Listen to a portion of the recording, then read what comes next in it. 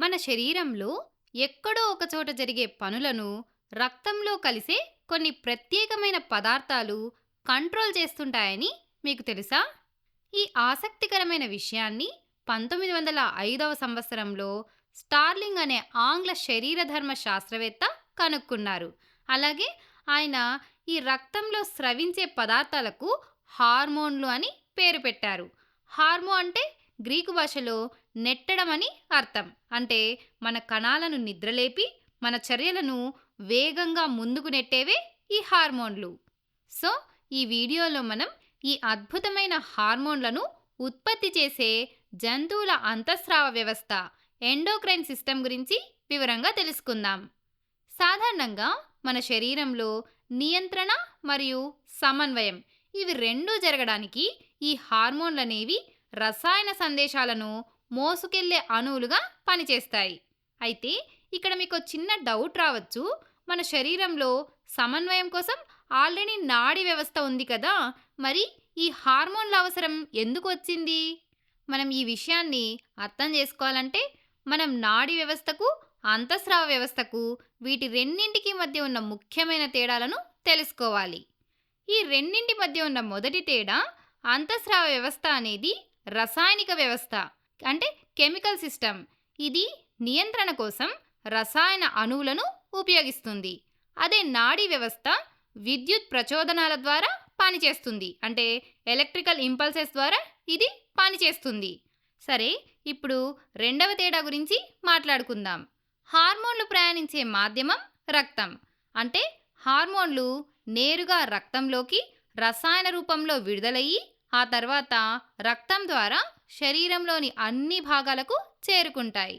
కానీ నాడీ వ్యవస్థలో నాడులు అనే ప్రత్యేకమైన కణాలు ఉంటాయి. సరే, ఇప్పుడు మూడవ తేడా గురించి చూద్దాం. హార్మోన్లు ప్రతి కణానికి చేరుకుంటాయి. ఎందుకంటే హార్మోన్లు రక్తం ద్వారా ప్రయాణిస్తాయి. రక్తం మన శరీరంలోని ప్రతి కణానికి చేరుకుంటుంది. కాబట్టి హార్మోన్లు కూడా రక్తంతో పాటు శరీరంలోని అన్ని కణాలకు చేరుకొని వాటిని సమర్థవంతంగా నియంత్రించగలవు. కానీ నాడీ వ్యవస్థ యొక్క పరిధి చాలా పరిమితం. నాడులు దేహంలోని ప్రతి కణాన్ని చేరుకోలేవు. అందుకే మన శరీరంలో హార్మోన్ల వ్యవస్థ చాలా కీలకం. అయితే అంతఃస్రావ వ్యవస్థ శరీరమంతటా వ్యాపించున్నప్పుడు మనకు నాడీ వ్యవస్థ ఎందుకు అవసరమనే డౌట్ రావచ్చు. దీనికి కారణం హార్మోన్ల వ్యవస్థ చాలా నెమ్మదిగా పనిచేస్తుంది. ఎందుకంటే హార్మోన్లు రక్తంలోకి చేరి శరీరమంతటా ప్రసరించి కణాలకు చేరుకోవాలి. ఈ ప్రాసెస్ అంతా జరగాలంటే కొంచెం సమయం కావాలి. కాబట్టి ఇది నెమ్మదిగా పనిచేస్తుంది. కానీ నాడీ వ్యవస్థ చాలా వేగంగా ప్రతిస్పందిస్తుంది. కాబట్టి ఈ రెండు వ్యవస్థలకు వాటి వాటి సొంత ప్రయోజనాలు అలాగే ప్రతికూలతలు ఉన్నాయి. అందుకే మన శరీరానికి ఇవి రెండూ కూడా అవసరం. ఇప్పుడు మీకు హార్మోన్ల ప్రాముఖ్యత అంతా తెలిసింది కదా. ఇప్పుడు మనం మన శరీరంలో ఈ హార్మోన్లను స్రవించే ముఖ్యమైన గ్రంథుల గురించి తెలుసుకుందాం. హార్మోన్లను స్రవించే గ్రంథులను అంతఃస్రావి గ్రంథులు, ఎండోక్రైన్ గ్లాండ్స్ అని అంటాము. ఈ గ్రంథులకు నాళాలు, డక్ట్స్ ఉండవు. అందుకే వీటిని వినాళ గ్రంథులు, డక్లెట్స్ గ్లాండ్స్ అని కూడా పిలుస్తారు. అంటే వీటికి ఎటువంటి పైపుల వంటి నిర్మాణాలు ఉండవు. ఉదాహరణకు మీరు లాలాజల గ్రంథి, సెలైవరీ గ్లాండ్ని చూడండి. అందులో ఒక నాళం లేదా పైపు లాంటిది కనబడుతుంది. కానీ అంతఃస్రావి గ్రంథులకు అటువంటి నాళాలు అవసరం లేదు. ఎందుకంటే అవి తమ స్రావాలను నేరుగా రక్తంలోకి విడుదల చేస్తాయి. సరే, ఇప్పుడు మనం మన శరీరంలో ఉండే వివిధ అంతఃస్రావి గ్రంథులు, వాటి ముఖ్యమైన హార్మోన్లు మరియు అవి చేసే పనుల గురించి తెలుసుకుందాం. మొదటగా పురుషులలో ఉండే అంతఃస్రావి గ్రంథులు ముష్కాలు. ఇవి స్రవించే ప్రధాన హార్మోన్ టెస్టోస్టిరాన్. ఇది పురుషులలో బీజకణాల ఉత్పత్తికి మరియు ద్వితీయ లైంగిక లక్షణాల అభివృద్ధికి, అంటే గడ్డం, మీసాలు రావడం ఇటువంటి వాటికి ఇది సహాయపడుతుంది. అదేవిధంగా స్త్రీలలో స్త్రీ బీజకోశాలు, ఓవరీస్ ఉంటాయి. ఇవి ఈస్ట్రోజన్ లేదా ప్రొజెస్ట్రాన్ అనే హార్మోన్లను స్రవిస్తాయి.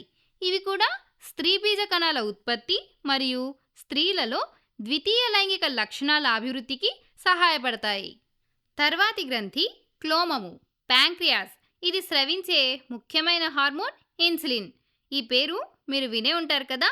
ఇది రక్తంలో చక్కెర స్థాయి అంటే బ్లడ్ షుగర్ పెరిగినప్పుడు ఆ అదనపు చక్కెరను గ్రహించి నియంత్రించే పనిని చేస్తుంది.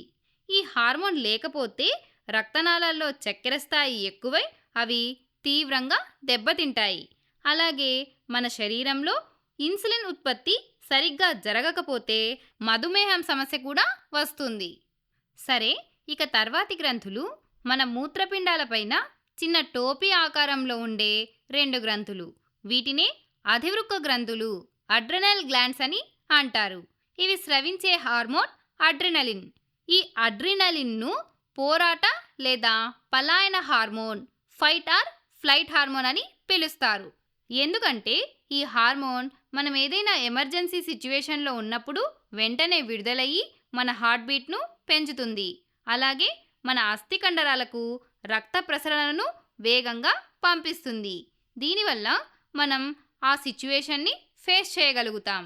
అందుకే ఈ హార్మోన్ను పోరాట లేదా పలాయన hormone, fight or flight hormone అని అంటారు.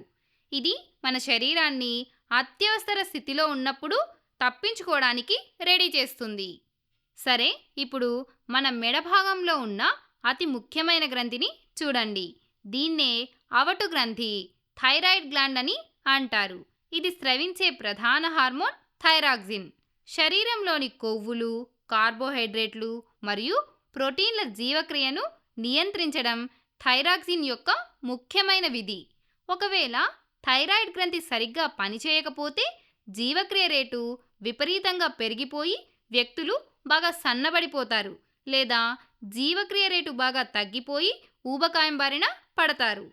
ఈ థైరాక్సిన్ ఉత్పత్తికి అయోడిన్ చాలా ముఖ్యం. అందుకే మనం అయోడిన్ కలిపిన ఉప్పు అంటే అయోడైజ్డ్ సాల్ట్ను మన ఆహారంలో తప్పనిసరిగా తీసుకోవాలని అంటుంటారు. చివరగా మనం తెలుసుకోబోయే అత్యంత ముఖ్యమైన గ్రంథి మెదడులో ఉండే పీయూష గ్రంథి, పిట్యూటరీ గ్లాండ్. ఇది అనేక పెరుగుదల హార్మోన్లను అంటే గ్రోత్ హార్మోన్స్ను విడుదల చేస్తుంది. మన శరీర పెరుగుదలకు అలాగే మన ఎత్తుకు ఈ గ్రంథే ప్రధాన కారణం. ఒకవేళ ఈ గ్రంథి పెరుగుదల హార్మోన్లను సరిగ్గా స్రవించకపోతే కొంతమంది మరుగుజ్జుల్లాగా మిగిలిపోతారు.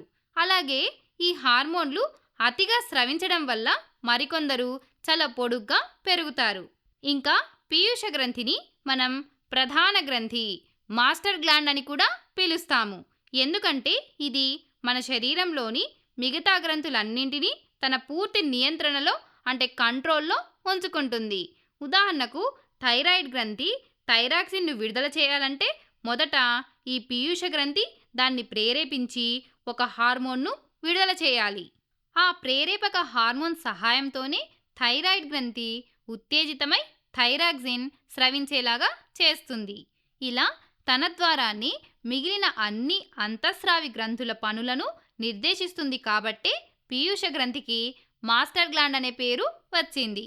సో ఈ వీడియోలో మనం మన శరీరంలో ఉండే వివిధ అంతఃస్రావి గ్రంథుల గురించి, అలాగే అవి స్రవించే ముఖ్యమైన హార్మోన్ల గురించి, ఈ అంతఃస్రావి గ్రంథులన్నీ తమ స్రావాలతో నియంత్రణ, సమన్వయం సంబంధించిన పనులు ఎలా చేస్తాయో అనే విషయాల గురించి వివరంగా తెలుసుకున్నాం.